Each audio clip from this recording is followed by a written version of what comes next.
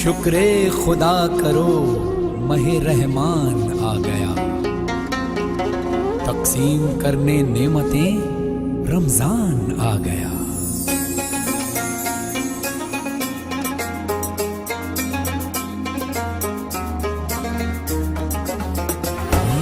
اللہ تیرا ہے احسان، روز نمازیں اور قرآن ہے یہ سب روح ایمان، نور رمضان نور رمضان نور رمضان نور رمضان۔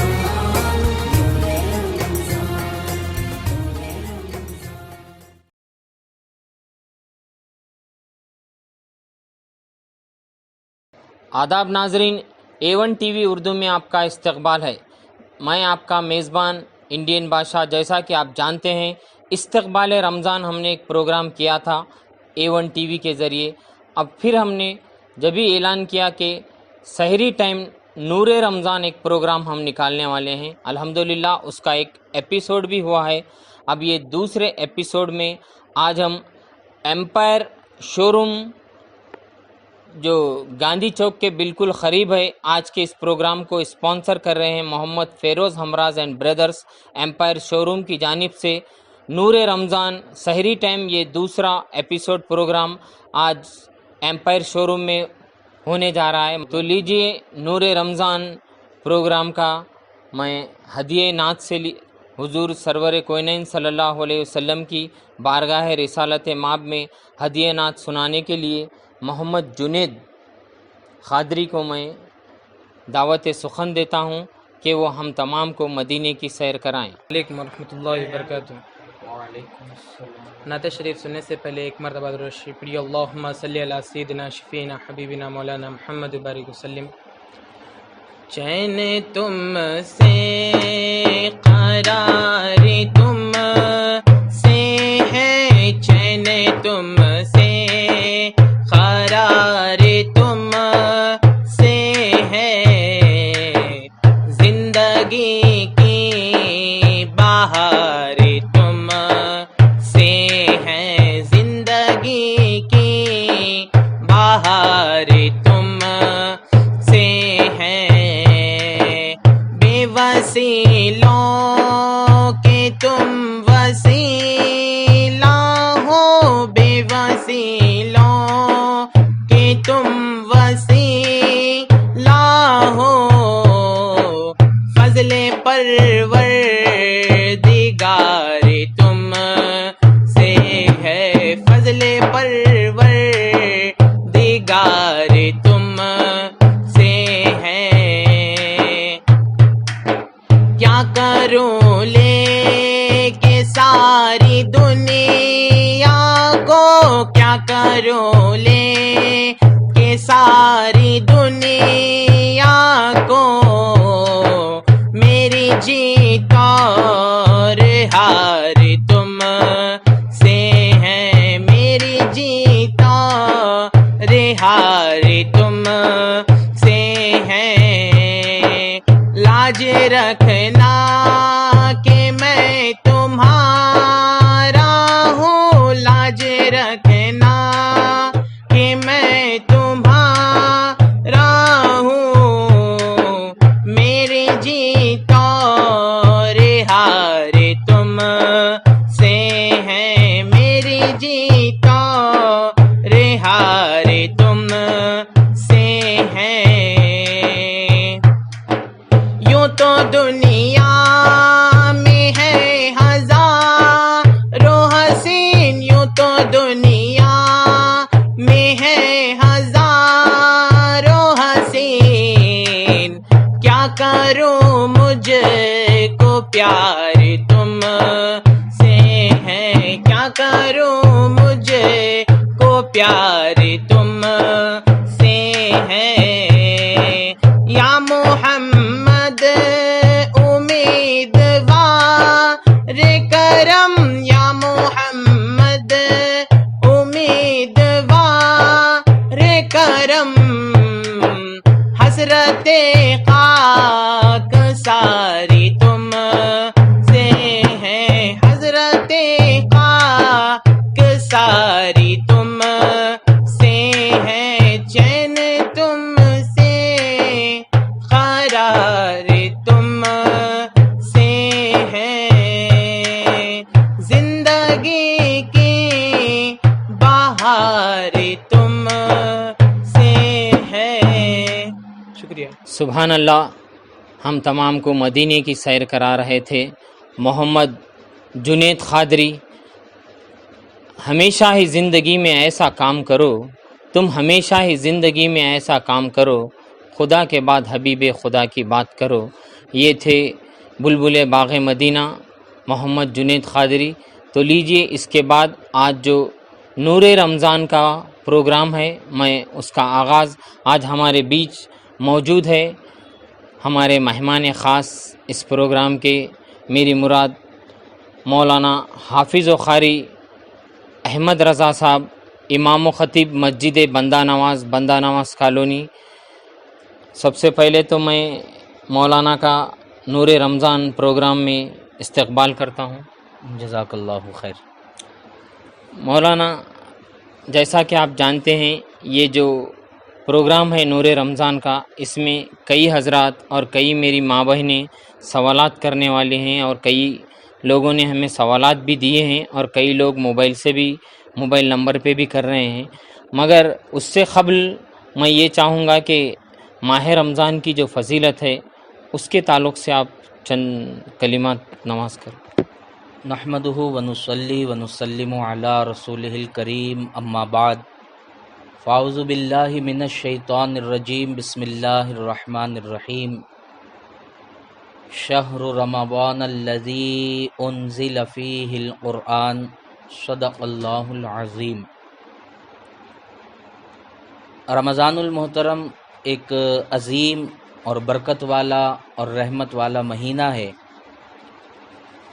بتایا گیا کہ اللہ تبارک و تعالی نے امت کی مغفرت کے لیے امت محمدیہ اور کلمہ پڑھنے والوں کو رمضان شریف کا مہینہ عطا فرمایا.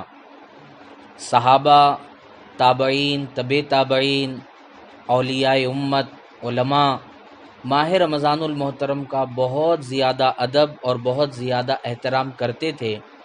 عوام الناس بھی اپنی اپنی بساط کے مطابق اس مہینے کی قدر اور اس مہینے میں کثرت کے ساتھ اللہ تبارک و تعالیٰ کی عبادت کرتی ہے.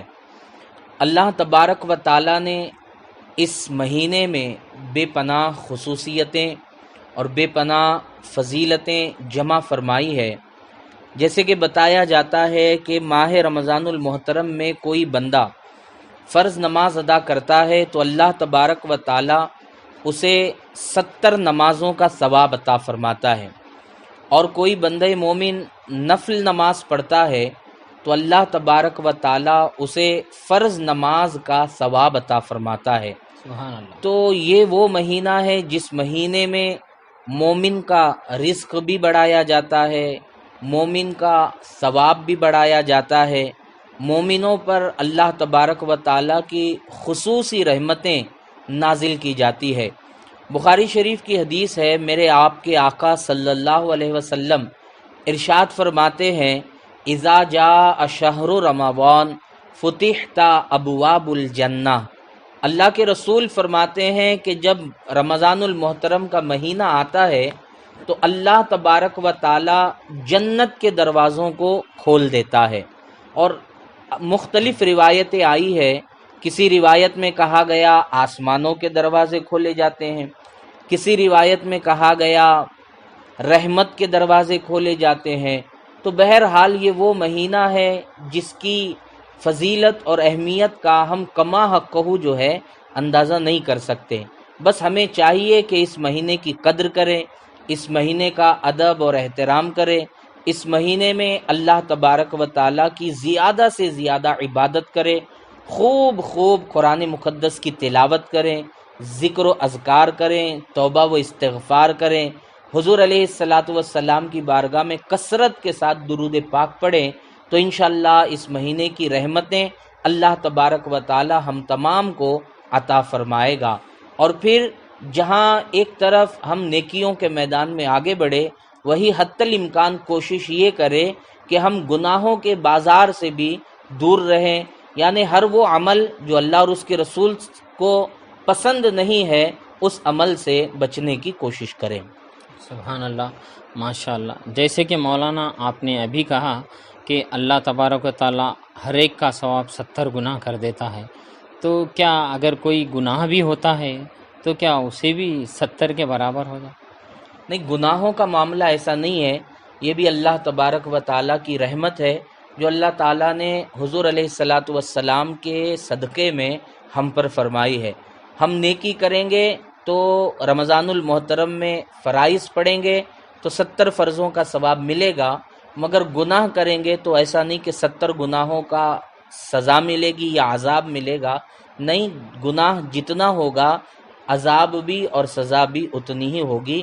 گناہوں کے معاملے میں کوئی بڑھوتری نہیں ہوگی، یہ محض صرف جو ہے ثواب کے معاملے میں ہے۔ رزق کے معاملے میں رزق بھی اللہ تبارک و تعالی وسیع اس ماہ رمضان کے مہینے میں، ماہ رمضان المحترم کے مہینے میں رزق میں بھی وسعت عطا فرماتا ہے۔ اس کا مشاہدہ ہے، ہم دیکھتے ہیں سال بھر جو نعمتیں ہمارے دسترخوان پر نہیں ہوتی، رمضان المحترم کا مہینہ آتے ہی غریب سے غریب کے دسترخوان پر بھی وہ نعمتیں سجی ہوئی نظر آتی ہے۔ اس کا مطلب یہ ہے کہ اللہ تعالیٰ رزق میں بھی وسعت عطا فرماتا ہے۔ بے شک، سبحان اللہ۔ تو مولانا جیسے کہ آپ جانتے ہیں اس پروگرام کا خاص مقصد ہے سحری ٹائم کے وقت جو بھی ہمارے سوال کرنے والے حضرات یا خواتین، کئی ایک لوگوں کے سوالات بھی آئے ہیں ہمارے پاس، اور فون سے بھی کئی ایک لوگ کرنا چاہ رہے ہیں وقت پر۔ تو پہلا سوال ایک جھانیہ محلے سے الیاس چاوش بھائی کا ہے۔ سب سے پہلے تو میں اے ٹی وی کی جانب سے الیاس چاوش کا خیر مقدم کرتا ہوں کہ انہوں نے اس پروگرام کے لیے سوالات کے لیے ہمیں فون کیا۔ ان کا سوال یہ تھا کہ تراویح پڑھتے وقت گھروں میں، سمجھو یہ آج کل لاک ڈاؤن کا جو سچویشن ہے، اس وقت میں اگر گھر میں تراویح 2-4 لوگ مل کے پڑھتے ہیں، ان کی فیملی والے، اگر کسی کو تسبیح وغیرہ پڑھنے نہیں آئے تو بھی کیا تراویح ہو سکتے ہیں؟ جی، سوال جو ہے بغیر تسبیح کے تراویح کی نماز ہو سکتی ہے یا نہیں، تو اس کا جواب یہی ہے کہ تراویح میں تسبیح پڑھنا یہ کوئی واجب اور فرض نہیں ہے۔ جن کو تسبیح آتی ہے ہر 2 رکعت اور 4 رکعت پر وہ تسبیح پڑھیں اور ثواب حاصل کریں، اور جن کو تسبیح نہیں آتی ہے تو ان کے لیے ایسا نہیں کہ تسبیح نہیں پڑھیں گے تو تراویح کی نماز نہیں ہوگی، بلکہ تسبیح کے بغیر بھی تراویح کی نماز آپ کی ادا ہو جائے گی، مگر کوشش یہ کریں کہ جب 2 رکعت ہو جائے تو سبحان اللہ و بحمدہ سبحان اللہ العظیم کم از کم اتنا 3 مرتبہ آپ پڑھ لیں، کیونکہ یہ بھی تسبیح ہی ہے۔ یا آپ کو یہ تسبیح نہیں آتی تو کم از کم سبحان اللہ سبحان اللہ سبحان اللہ پڑھیں، یہ بھی تسبیح ہی کہی جاتی ہے۔ اگر آپ نہیں بھی پڑھیں گے، نہ سبحان اللہ و بحمدہ آپ نے پڑھا، نہ سبحان اللہ آپ نے پڑھا، اور جو عموماً ہمارے علاقے میں تسبیحات مساجد میں پڑھی جاتی ہے وہ بھی آپ نے تسبیحات نہیں پڑھی تو بھی آپ کی تراویح کی نماز ہو جائے گی۔ آپ ہے نا خوش دلی کے ساتھ، بغیر کسی ٹینشن کے، بغیر تسبیح کے تراویح کی نماز ادا کریں، اور یقین کریں انشاءاللہ اللہ اپنی رحمت کے صدقے میں اس نماز کو قبول فرمائے گا۔ شکریہ، جزاک اللہ۔ تو یہ تھا جواب الیاس چاوش جھانی محلے کا۔ تو لیجئے اور ایک حضرت ہیں محمد صادق علی جو اندرون قلعے سے، ان کا سوال ہے کہ کئی ایک لوگوں کو 20 رکعت پڑھنے کے لیے زیادہ سے زیادہ سورے وغیرہ یاد نہیں رہتے، تو ایسے کون سی ایسی صورتحال میں جن کو سورے نہیں آتے، تو چھوٹے سے چھوٹا آسانی سے آسان طریقہ کون سا ہے 20 رکعت تراویح پڑھنے کے لیے؟ کون سے سورے استعمال کرے تو بہتر رہتا ہے؟ تراویح کی نماز میں افضل تو یہی ہے کہ قرآن مقدس کی تلاوت کی جائے، جیسے کہ آپ بھی دیکھتے ہوں گے پوری دنیا کے اندر رائج ہے کہ قرآن مقدس کی تلاوت ہوتی ہے، کسی جگہ پر پورا مکمل قرآن پڑھا جاتا ہے، کسی جگہ پر پورے مہینے کی تراویح میں 2 قرآن پڑھے جاتے ہیں، تو یہ تمام اہتمامات کیے جاتے ہیں، مگر عموماً جو ہے لوگوں کو بڑی بڑی صورتیں یاد نہیں ہوتی، سورہ بقرہ، سورہ آل عمران، سورۃ النساء، سورہ مائدہ، ایسی بڑی بڑی صورتیں یاد نہیں ہوتی۔ معاملہ تو یہ ہے، بہت سارے ہمارے احباب ہیں جنہیں سورۃ الضحیٰ بھی یاد نہیں ہے اور مشہور و معروف سورہ مبارکہ بھی یاد نہیں ہے۔ تو اب وہ لوگ ایسے وقت پریشان ہو جاتے ہیں، چونکہ لاک ڈاؤن ہے، ہم اپنے گھروں کے اندر جو ہے قید ہیں، باہر نکل کر مسجد نہیں پہنچ سکتے، تو تراویح کی نماز تو ہمیں پڑھنا ہی ہے۔ ایسا نہیں کہ لاک ڈاؤن ہے تو ہم نماز نہیں پڑھیں گے اور ہم پر معاف ہوگی نماز، نہیں، تراویح کی نماز تو پڑھنا ہی ہے۔ گھر کے اندر رہ کر بھی ہمیں 20 رکعت تراویح کی نماز ادا کرنا ہے۔ تو اب سوال یہ ہے 20 رکعت تراویح کی آسانی سے پہنچ۔ نماز ادا کریں تو کس طرح ادا کریں؟ تو اس کا ایک آسان طریقہ تو یہ ہے کہ جس مومن کو، جس مسلمان بھائی کو کم از کم 10 سورے بھی آتے ہیں، علم ترا سے لے کر والناس تک، یہ 10 سورے بھی اگر آتے ہیں تو وہ پہلے کی 10 رکعتوں میں یہ 10 سورے پڑھے گا، پھر 11ویں سے لے کر 20ویں تک جو ہے پھر انہی سوروں کو ریپیٹ کرے گا، علم ترا سے والناس کسی تک۔ کو 10 بھی سورے نہیں آتے، 2-4 سورے ہی آتے ہیں۔ جی، اب اگر کسی کو 10 سورے بھی یاد نہیں ہیں، کسی کو سمجھیے مثال کے طور پر 4 سورے یاد ہیں، سورۃ الفیل، علم تری کیف فعل ربک یہ سورہ، لإیلاف قریش یہ سورہ، تبت یدا ابی لہب وتب یہ سورہ، اور قل هو اللہ احد یہ سورہ، کسی کو اگر صرف 4 سورے بھی آتے ہیں تو اس کو بھی جو ہے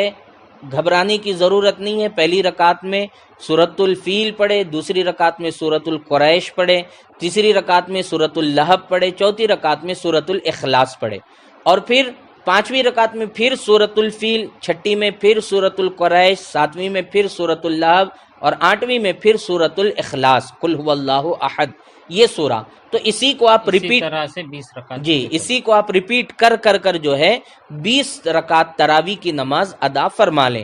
حتیٰ کہ اگر کسی کو صرف 2 سورے آتے ہیں تو وہ 2 سوروں کو بھی ریپیٹ کر کے 20 رکعت تراویح کی نماز ادا کر لے۔ جو قیام اللیل کرے گا یعنی تراویح کی نماز ادا کرے گا، اس بندے کے لیے خوشخبری حدیث مبارکہ میں آئی ہے کہ اللہ تبارک و تعالی اس کے پچھلے گناہوں کو معاف فرما دیتا ہے۔ ماشاءاللہ، تو اس طرح سورہ پڑھ کر آپ تراویح کی نماز ادا کر 4 سکتے ہیں۔ سورے آئے بہتر رہتا، نہیں تو 2 سوروں سے بھی۔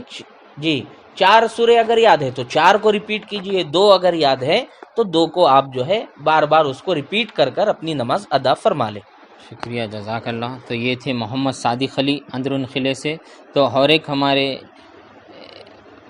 عبدالغفار عرب محلے سے ہیں، ان کا سوال یہ ہے کہ اس لاک ڈاؤن میں جب کہ مساجد کو جانے کے لیے پابندی کر دی گئی ہے، کیا گھروں میں پڑھنے سے بھی فرض کا ثواب ملتا ہے؟ جی دیکھیے، ہمارے سامنے پابندیاں ہیں، حکومت کی طرف سے بہت سارے احکامات ہیں، جن احکامات پر ہم عمل نہیں کریں گے تو اپنے آپ کو پریشانی میں ڈالیں گے، کبھی پولیس کا سامنا کرنا پڑے گا، کبھی قانونی کارروائی ہوگی۔ بہتر یہی ہے کہ ہم حکومت کے دیے ہوئے قانون پر عمل کریں اور اپنے گھروں میں رہ کر نماز ادا کریں۔ اب جب آپ اپنے گھر میں رہ کر نماز ادا کر رہے ہیں تو ہرگز یہ نہ سوچے کہ ہمارے ثواب میں کمی ہوگی، نہیں، یہاں ایک عذر ہے، یہاں ایک آپ کی مجبوری ہے، تو اللہ تبارک و تعالی آپ کو ثواب کثیر عطا فرمائے گا۔ آپ کاہلی کی وجہ سے جماعت کو نہیں چھوڑ رہے ہیں، مجبوری کی وجہ سے آپ جماعت کو چھوڑ رہے ہیں، تو اللہ آپ کو بے شمار اور بہت اپنی رحمت سے ثواب عطا فرمائے گا۔ آپ اپنے گھر میں بھی نماز ادا کریں، وہ بھی نماز قبول، اور مسجد میں یہ نہ سمجھے کہ گھر میں پڑھیں گے تو یہ ہوگا وہ ہوگا، ایسا کوئی مسئلہ نہیں ہے۔ آپ کی نماز بالکل قبول ہوگی، چاہے وہ فرض ہو، چاہے وہ واجب ہو، چاہے وہ سنت ہو، چاہے وہ نفل ہو۔ سبحان اللہ، جزاک اللہ۔ یہ تھے عبدالغفار عرب محلے سے۔ اور ایک جیسا کہ ہم نے کہا تھا کہ ہماری ماں بہنیں بھی اس میں سوالات کر سکتے ہیں، کیونکہ یہ سحری ٹائم ہے، سحری کے وقت یہ 744 اموگھا ڈین چینل پر ہمارے پروگرام کو دیکھتے ہوئے سحری کے وقت وہ بھی کئی ایک سوالات فون کے ذریعے ہمیں کر رہی ہیں۔ جیسا کہ ایک عرب محلے سے خاتون ہے، میری بہن، سب سے پہلے فریدہ بیگم کا ATV میں میں استقبال کرتا ہوں کہ انہوں نے سوال کیا. ان کا سوال یہ ہے کہ کئی حضرات لاک ڈاؤن کے دوران لوگوں کو جو مستحق ہیں ان کے گھر تک راشن کی شکل میں ایک کٹ تقسیم کر رہے ہیں. تو رمضان سے پہلے یہ درست تھا، اب رمضان کے بعد کئی ایک حضرات زکوٰۃ فطرے کے طور پر بھی لوگوں کو زکوٰۃ کے طور پر کٹ بنا کے تقسیم کر رہے ہیں. تو کیا یہ ہر کوئی لے سکتے اس کٹ کو؟ جی ہاں، اب حالات ایسے ہوئے لاک ڈاؤن کی وجہ سے بہت سارے غریبوں کے جو ہے دانے پانی کا مسئلہ ہوا، فاقے کی نوبت آئی، اسی لیے لوگوں نے جو ہے یہ کٹ بنایا جس کے اندر راشن ہوتا ہے اور اس کو جو ہے غریبوں تک پہنچایا جاتا ہے. یہ پہنچانے والے اگر یہ نیت کریں کہ ہم جو ہے اپنی زکوٰۃ کی رقم سے ہم یہ غریبوں تک پہنچا رہے ہیں، تو اگر یہ مستحق تک پہنچ رہا ہے، غریب تک پہنچ رہا ہے، غریب سے مراد وہ غریب جسے شریعت نے غریب کہا، اگر ایسے تک پہنچ رہا ہے تو یہ ان کا دینا بھی صحیح ہے اور غریبوں کا لینا بھی صحیح ہے. اور اگر معلوم ہے کسی کو کہ فلاں صاحب جو راشن وغیرہ کٹ جو ہے تقسیم کر رہے ہیں یہ زکوٰۃ کے مال سے کر رہے ہیں، تو ایسی صورت میں وہ شخص ہرگز اس کٹ کو نہ لے جو خود صاحب زکوٰۃ ہے، یعنی زکوٰۃ دینے والا ہے، غریب نہیں ہے، وہ نہ لیں. ان کے پاس وہ لوگ آئیں تو بھی کہہ دیں کہ نہیں ہمیں اس کی حاجت نہیں، آپ کسی غریب تک یہ کٹ جو ہے پہنچا دیں. بعض لوگ دینے کے قابل بھی نہیں رہتے مگر ان کو ضرورت بھی رہتی، کیا وہ لوگ لے سکتے ایسا کٹ؟ ہاں، اگر وہ مستحق ہیں تو شریعت میں اس کی اجازت ہے، اور یہ مکمل نظام زکوٰۃ جو ہے انہی غریبوں کے لیے جو ہے کیا گیا ہے اور تیار کیا گیا ہے تاکہ ان کی مدد ہو.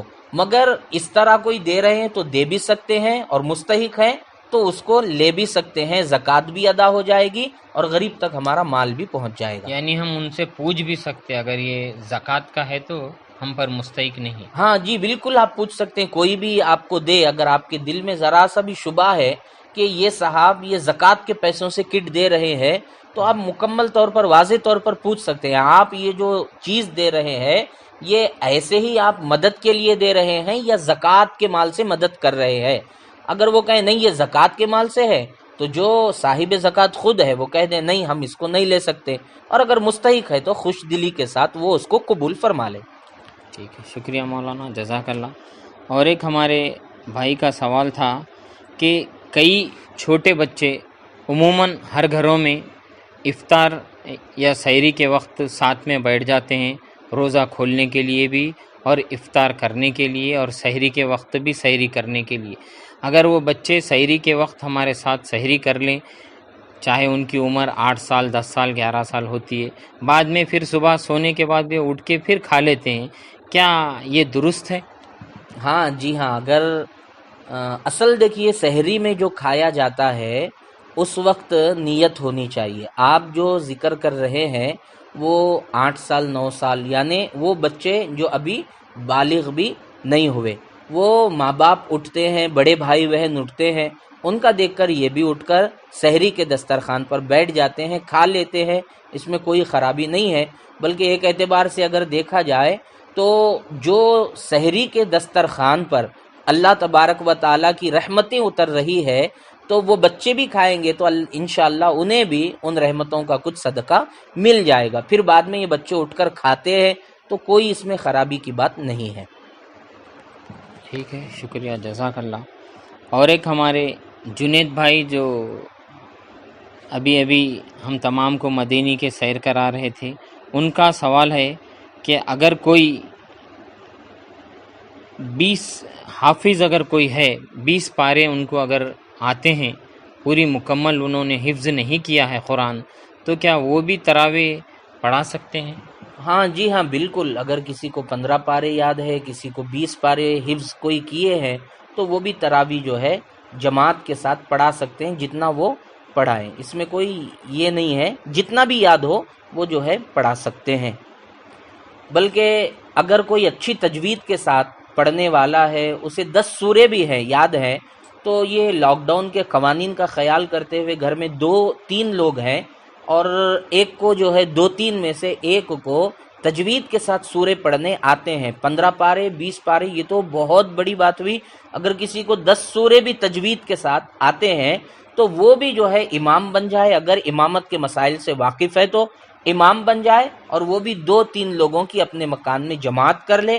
اس طرح جو ہے تراویح کی نماز بھی آپ کی ہو جائے گی، اور پھر ایک صحیح مخرج کے ساتھ پڑھنے والے کی اقتدا میں آپ کی نماز ہو جائے گی۔ 15 پارے کے کوئی حافظ ہو وہ بھی پڑھائیں، 20 کے کوئی ہو وہ بھی پڑھائیں، اگر کسی کو بڑے بڑے سورے آتے ہیں تو وہ بھی تراویح کی امامت کر سکتے ہیں۔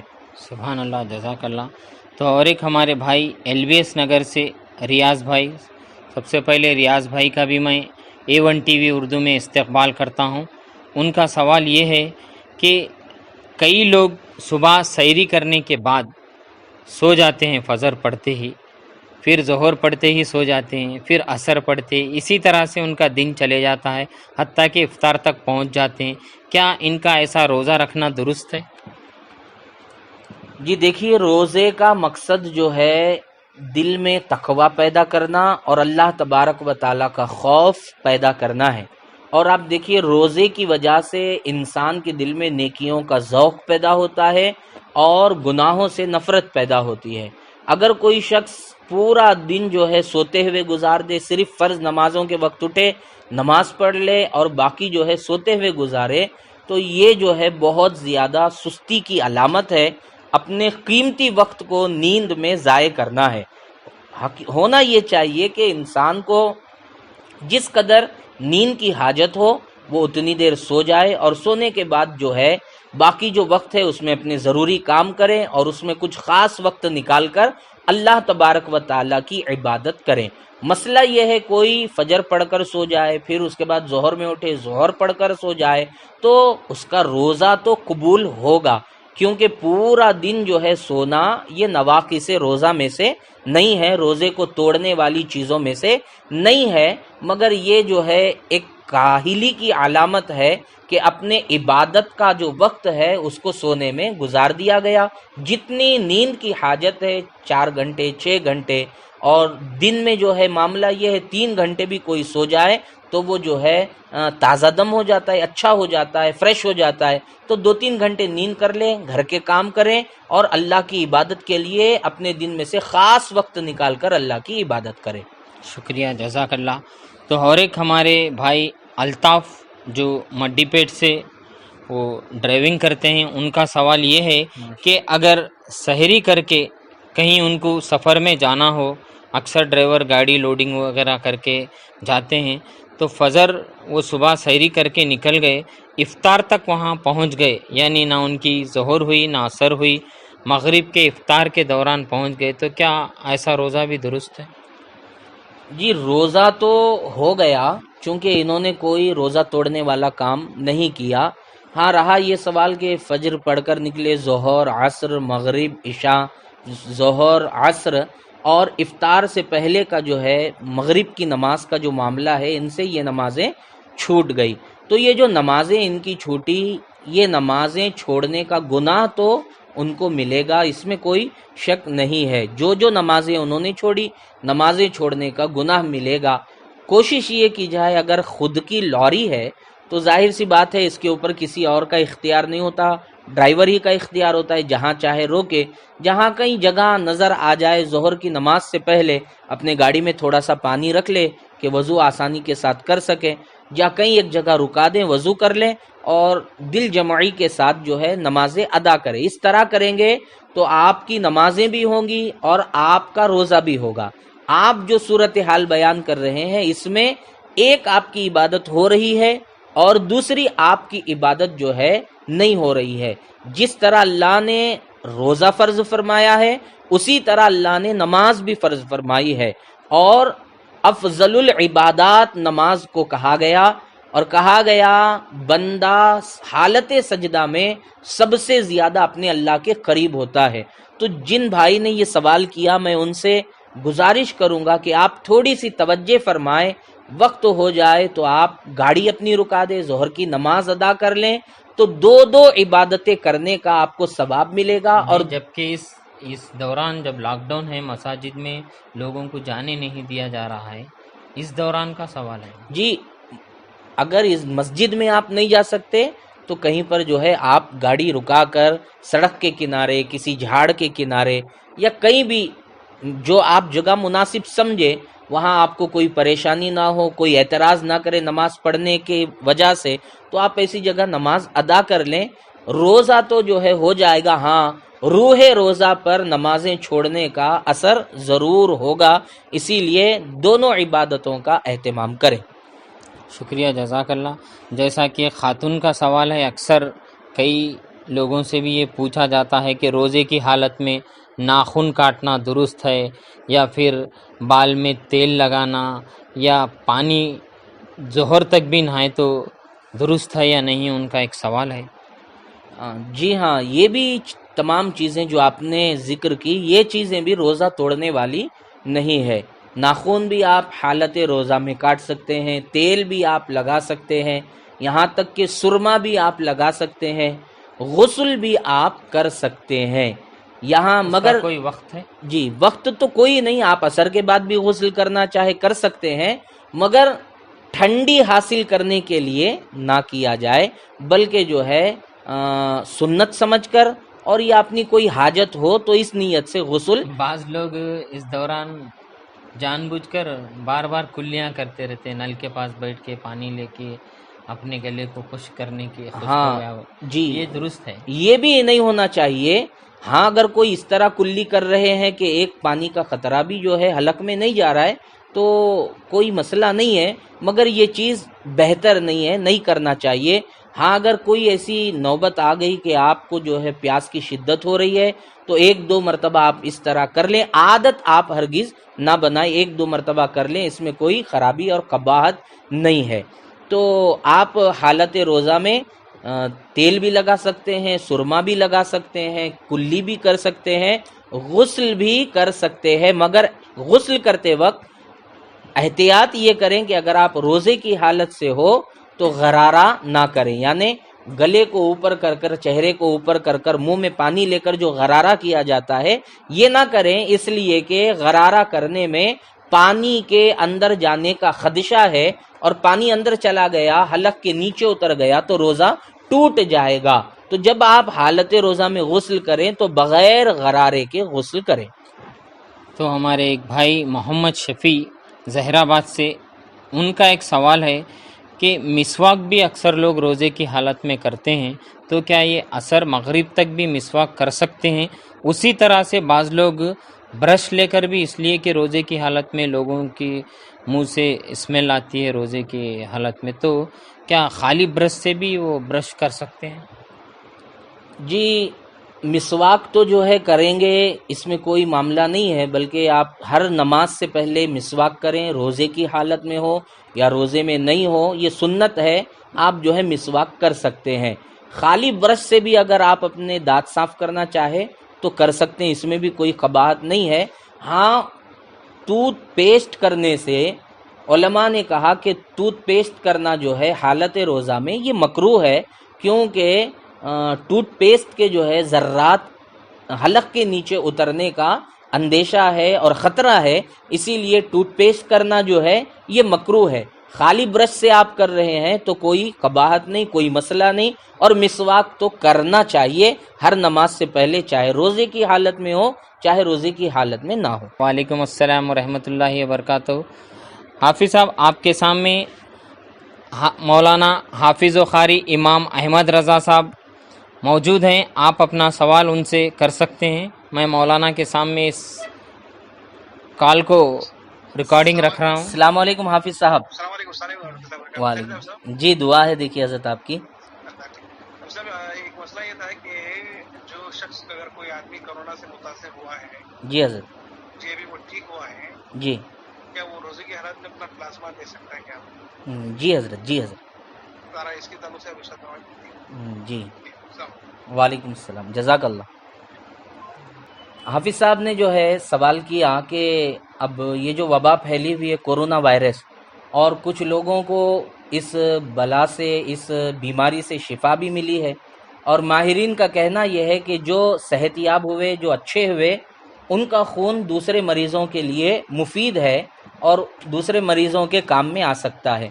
تو حالت روزہ میں خون بھی دیا جا سکتا ہے اور اس سے جو ہے روزہ جو ہے ساقط نہیں ہوتا، روزہ جو ہے ٹوٹتا نہیں ہے۔ حالت روزہ میں اگر کوئی ایسی ضرورت پیش آئے، ہاں پھر اگر اب جو ہے خون کے مسائل بھی الگ ہے دینے کے، ایک دم بالکل جو ہے مریض ریڈی ہے اور روزے کی حالت میں رہنے والا ہسپتال جا کر اسی وقت ادھر سے خون نکلتا ہے ادھر خون چڑھتا ہے، تو ایسی صورت ہے تو وہ بالکل جو ہے جا کر دے سکتا ہے، اس پر روزے پر جو ہے کوئی اثر نہیں ہوگا اور روزہ اس کا ٹوٹے گا بھی نہیں۔ کوشش یہ کریں کہ افطار کے بعد یا مغرب کے بعد جو ہے خون دیا جائے، کیونکہ جب خون دیا جائے گا تو کمزوری جو ہے اپنے اندر آئے گی، اور ایسا کام حالت روزہ میں کرنا کہ جس کی وجہ سے کمزوری آئے یہ جو ہے مکروہ ہے، مگر روزہ تو ٹوٹتا نہیں، روزے کی حالت میں خون بھی دیا جا سکتا ہے۔ جیسا کہ ناظرین ہم نے اکثر کہا تھا کہ اس سوالیہ سیشن میں ہماری ماں بہنیں بھی کئی ایک سوالات کر رہی ہیں اور فون کے ذریعے وہ ریکارڈنگ بھی کر کے بھیج رہی ہیں۔ ایک خاتون میری بہن عرب محلے سے، ان کا سوال ہے مولانا، سب سے پہلے تو میں نے ان کا سوال سنا ہے اور میں اے ٹی وی کی جانب سے ان کا استقبال کرتا ہوں کہ انہوں نے ہمارے اس پروگرام میں دلچسپی کے ساتھ اپنے سوالات کو رکھا۔ تو ان کا سوال یہ ہے، ایک عرب محلے سے میری بہن ہے عصمت بیگم بول کے، ان کا سوال یہ ہے مولانا، لوگ یا بچے جو بھی ہوتے ہیں اکثر روزے کی حالت میں وہ بالغ ہونے کے باوجود بھی دوران روزہ کچھ کھا لیتے ہیں یا پی لیتے ہیں، کیا یہ درست ہے؟ ہاں جی، عموماً جو ہے یہ شروع میں ہوتا ہے رمضان شریف کے پہلے، اور دوسرے روزوں میں چونکہ 11 مہینے کی عادت ہوتی ہے اور کبھی کبھار غلطی سے جو ہے ہم کچھ کھا لیتے ہیں اور کچھ پی لیتے ہیں، اور یہاں معاملہ یہ ہوتا ہے کوئی شخص اگر کھا لے اور پی لے، غلطی سے کھا لے اور پی لے، تو وہ یہ سمجھتے ہیں کہ ہمارا روزہ ٹوٹ گیا، اور پھر معاذ اللہ پھر وہ دوپہر کا بھی کھانا شروع کرتے ہیں اور دن بھر جب من کرے پانی بھی پی لیتے ہیں۔ ان سے کہا جائے ارے آپ روزہ رکھے تھے، سحری کیے تھے، پھر پانی پی رہے ہیں، تو وہ کہتے ہیں نہیں، غلطی سے ایک بار پی لیا، میرا روزہ ٹوٹ گیا۔ تو یہاں مسئلہ یہ ہے کہ اگر کوئی غلطی سے، یاد رکھیں غلطی جو ہے، غلطی کہا گیا، کوئی جان بوجھ کر کرے گا تو ٹوٹ جائے گا روزہ، اس میں کوئی شک اور کوئی ڈاؤٹ ہے نہیں۔ اگر کوئی غلطی سے کر لے، پانی پی لے یا کھا لے، تو اس کا روزہ ٹوٹتا نہیں، بلکہ حدیث مبارکہ میں ایسے بندے کو بتایا گیا کہ اسے اس کے رب نے کھلایا، اسے اس کے رب نے پلایا۔ تو غلطی سے اگر کوئی کھائے پیے، غلطی سے، غلطی سے کھانے کے باوجود بھی کنٹینیو پورا دن کھا لیتے، تو یہ دوسری پہلی جو غلطی ہوئی وہ اللہ کی طرف سے معاف تھی، اور مسئلہ نہیں معلوم ہونے کی وجہ سے انہوں نے کھانا پینا کنٹینیو کر دیا، یہ غلطی ان کی ہوئی اور یہاں روزہ ان کا ٹوٹ گیا اور وہ سزا کے جو ہے حقدار ہوں گے۔ مسئلہ یہ ہے کہ غلطی سے کوئی کھائے اور پیے تو اس کا روزہ نہیں ٹوٹے گا، مگر اس میں احتیاط بہت زیادہ ضروری ہے۔ مثلا ایک شخص ہے جو اپنے گھر میں آیا اور اس نے فریج کھولی، بوٹل نکالا اور پانی پی لیا، ایک گھوٹ اندر چلا گیا، دوسرا گھوٹ اندر چلا گیا، اور اب حالت اور پوزیشن یہ ہے کہ اس کے منہ میں پانی جمع ہوا ہے، 2 گھوٹ اندر چلے گئے، منہ میں پانی جمع ہوا ہے، اسے یاد آیا کہ میں تو روزے سے ہوں، 2 گھوٹ اندر چلے گئے اور منہ میں پانی بھرا ہوا ہے، اسے یاد آیا کہ میں روزے سے ہوں، تو حکم ہے جو منہ میں پانی ہے فوراً وہ پانی باہر نکال دے، منہ میں جو پانی ہے وہ فوراً باہر نکال دے، نہیں یاد آنے کے بعد بھی منہ کا پانی اس نے حلق کے نیچے اتارا تو اس کا روزہ ٹوٹ گیا۔ اسی لیے یاد آتے ہی فوراً جو ہے جو بھی منہ میں ہے اسے باہر نکال دیا جائے، اور یہ نہ سوچے ہمارا روزہ ٹوٹ گیا، بلکہ حدیث میں ہے، میں نے آپ کے سامنے کہا، اسے خدا نے کھلایا اور خدا نے پلایا، یہ اللہ کی اس بندے کی طرف جو ہے مہربانی ہے، اور ایسا زیادہ نہیں ہوتا، کبھی کبھار جو ہے ان معاملات کا سامنا انسان کو کرنا پڑتا ہے، غلطی کی وجہ سے یہ چیزیں ہو جاتی ہیں۔ ناظرین سب سے پہلے تو میں حافظ و قاری مولانا احمد رضا صاحب امام و خطیب مسجد بندہ نواز کا شکریہ ادا کرتا ہوں کہ آپ نے ہمارے اس پروگرام میں آئے اور تمام لوگوں کے سوالات کے جوابات کو تفصیلی طور پر رکھا، اور امید کرتا ہوں کہ جنہوں نے بھی سوالات کیے ہیں ان کے جوابات مل گئے ہوں گے۔ تو خیر میں ان سے یہ بھی کہنا چاہوں گا آج کا یہ جو ہمارا پروگرام نور رمضان پروگرام تھا اس کو اسپانسر ایمپائر شو روم جو ایمپائر شو روم کے مالک ہیں محمد فیروز ہمراز ان کی جانب سے اس پروگرام کو اسپانسر کیا گیا تھا. اور میں اکثر کہتا ہوں کہ میری ماں بہنوں سے بھی ہم نے اس پروگرام سے پہل کہا تھا کہ جو بھی سوالات ہیں آپ براہ راست بھی ہمیں فون پر کر سکتے ہیں یا ہم اس اسکرین پر جو ہمارے A1 ٹی وی کے ذمہ داران کے جو نمبرات دے رہے ہیں آپ ان پر بھی اپنے سوالات کو رکھ سکتے ہیں.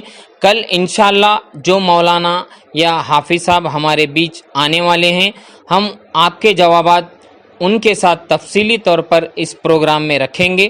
اور میں خاص کر مولانا حافظ و قاری احمد رضا صاحب اور بلبل باغ مدینہ محمد جنید قادری کا اور ہمارے آج جو اس پروگرام کو اسپانسر کرے محمد فیروز ہمراز صاحب کا بھی شکریہ ادا کرتا ہوں کہ اور میں بھی دعا گو ہوں کہ اللہ تبارک و تعالی مرحوم بادشاہ بھائی ان کے والد محترم کو جنت الفردوس میں جگہ عطا فرمائے. اسی کے ساتھ حال ہی میں میرے والد محترم احمد حسین صاحب ٹیلر کا بھی انتقال ہوا تھا. میں بھی آپ تمام سے بھی گزارش کرتا ہوں کہ ان کے حق میں بھی آپ دعا کریں, تمام مرحومین کے حق میں دعا کریں. تو ناظرین آج کا ہم یہ پروگرام کا یہیں پر اختتام کرتے ہیں. جیسا کہ میں ہر ایک پروگرام کے ساتھ ایک شعر کہتا ہوں, ہر ایک فرض مسلمان پہ فرض ہوتا ہے, ہر ایک فرض مسلمان پہ فرض ہوتا ہے, اگر سے چھوٹ بھی جائے تو قرض ہوتا ہے. کہیں بھی بھاگ لو اپنی ذمہ داری سے لیکن حساب سامنے اللہ کے عرض ہوتا ہے. تو ناظرین محترم آج کے اس جلسے کا اختتام یہیں پہ ہوا جا رہا ہے. میں آپ کا میزبان انڈین بادشاہ A1 ٹی وی رائچور میں. شکر خدا کرو ماہ رحمان آ گیا, تقسیم کرنے نعمتیں رمضان آ گیا.